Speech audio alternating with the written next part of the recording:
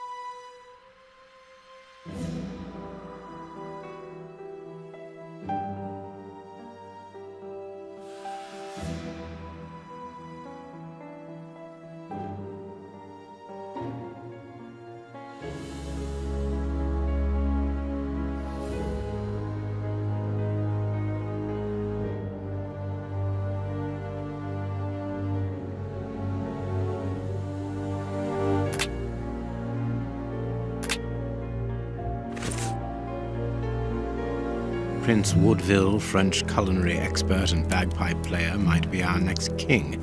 That's not so shocking, my dear fellow. You know exactly to which article I'm referring, Holmes. How can Farley dare to tarnish your reputation like that? You know, Watson, that wherever glory walks, jealousy is bound to follow. As for the forgery of the necklace, I suspect that we shall soon be enlightened in this regard. Come in, Inspector Baines. The door's open. Ah, Mr. Holmes. How did you know I was here? You are one of our rare visitors who avoids the second-to-last step of the stairs, which creaks dreadfully. And if I add the clinking of the handcuffs at your belt, to what do we owe the pleasure of your visit, Inspector? Have you read that rag?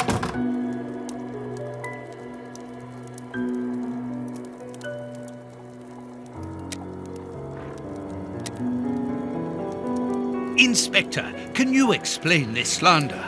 Has the necklace of the Samoas really been replaced by a fake? I don't know how the reporter got hold of the information, but it's true. About the necklace, of course. I wouldn't permit myself to question the integrity and honesty of Mr. Holmes. The necklace is a forgery? Impossible! I saw the Marquis authenticated before my very eyes, before Holmes returned it to its place.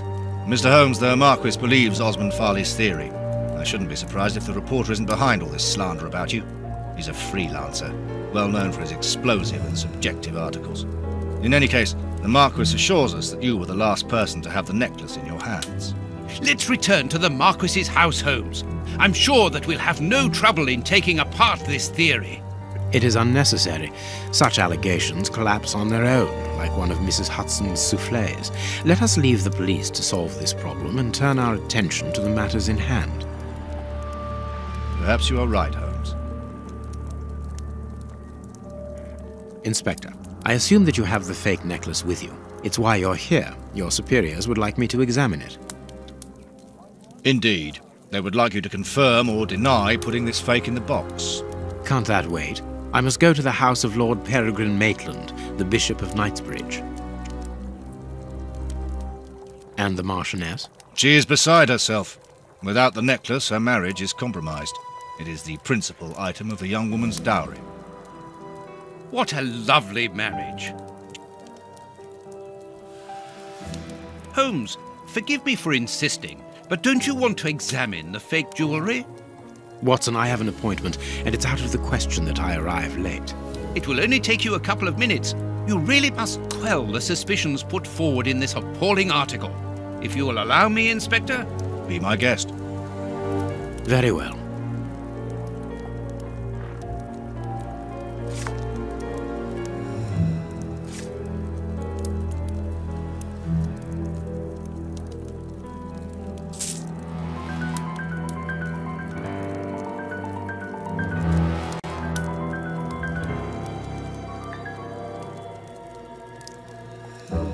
This pearl is too small. It is not in its place here.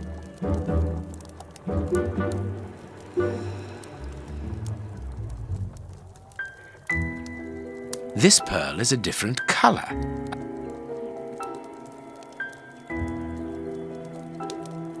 These three pearls are of poor quality. Too many defects. This necklace is a fake.